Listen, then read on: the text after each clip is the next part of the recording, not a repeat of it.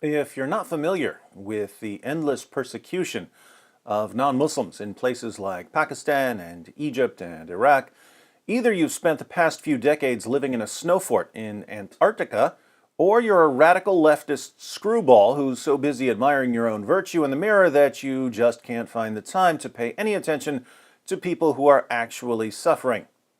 Let's take a quick look at Islamic terror in the news over the past week. Mali. A branch of al-Qaeda in northwestern Africa claimed responsibility for an attack on a United Nations base in Mali that killed 10 Chadian peacekeepers on Sunday, saying it was in response to Chad's resumption of diplomatic relations with Israel. In a statement, the United Nations mission in Mali said that a peacekeeping base had come under attack in the northeastern village of Agalhok. The village is in one of the most troubled regions of the country, which has repeatedly been in the crosshairs of a jihadist insurgency. Al-Qaeda jihadis attack UN peacekeepers because a country has diplomatic relations with Israel.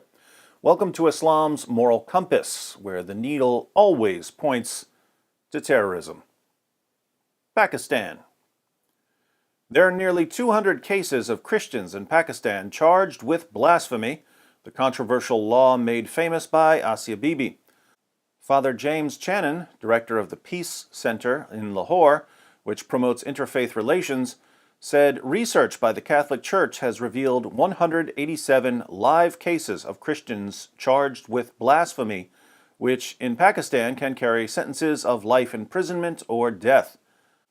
Added to this figure is the case of Asia Bibi, whose death penalty conviction for blasphemy was overturned last October by Pakistan's Supreme Court, a decision which created headlines around the world. Speaking in an interview with Aid to the Church in Need, Father Channon said, "Even now, after her acquittal, she is anything but safe. Radical Islamists are trying to find her so they can kill her. That is why she is currently under state protection."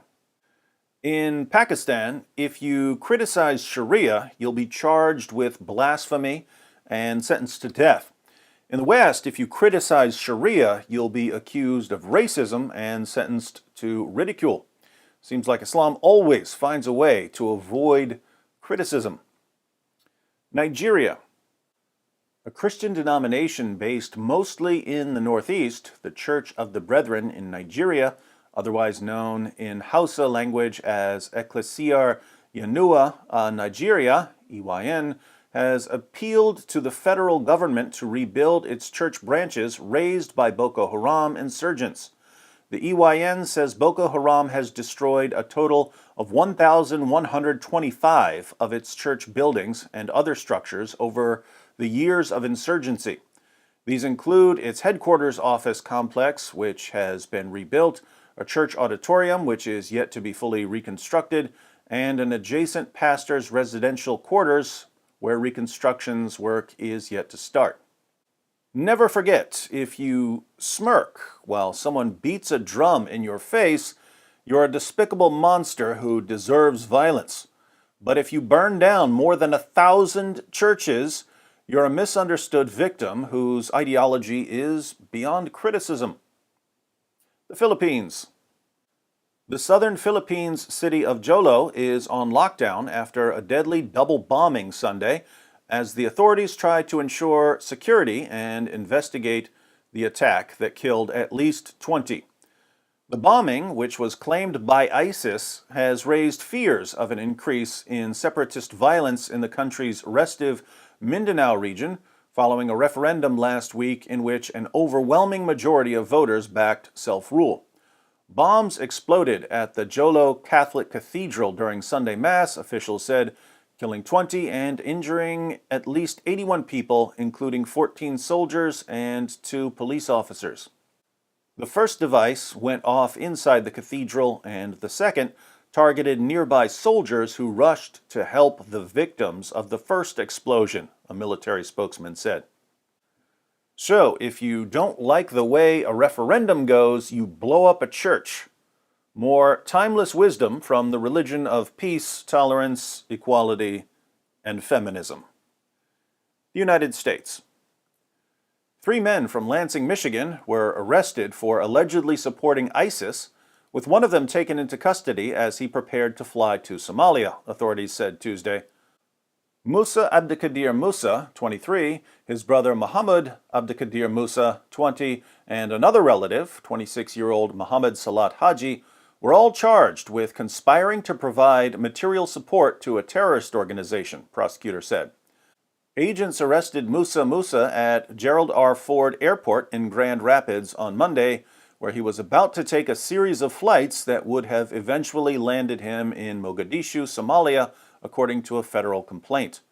Mohammed Musa and Haji were arrested hours later. The 3 defendants had all pledged allegiance to ISIS through videos they recorded themselves, according to a statement by the Department of Justice. Think about this. These young Muslims had their entire lives ahead of them. They could have worked and worshipped and raised kids in the land of the free and the home of the brave. Instead, they were willing to risk everything to join ISIS. Why? Well, as long as we ignore everything that Muhammad said and did, jihad will remain a perpetual mystery. Muslims in Nigeria and Mali and Pakistan and the Philippines and the United States conclude that they're supposed to terrorize unbelievers because they've all coincidentally misunderstood their religion in exactly the same way. Of course, I should point out that there's really no difference, practically speaking, between, on the one hand, a religion that actually calls for the violent subjugation of the entire world, and on the other hand, a religion whose followers misunderstand it so much that they go out and try to violently subjugate the entire world. Either way, you and your family and your friends and your civilization are targeted for terror. If you're satisfied with everyone you know being targeted for terror, by all means, pay no attention to the words of Allah and Muhammad. But if you'd like to be part of the resistance, click that subscribe button and the bell to receive notifications, and don't leave without watching a video that explains what Islam's most trusted sources say about terrorizing unbelievers. In the comments section, let me know about any recent examples of Islamic terror that I missed.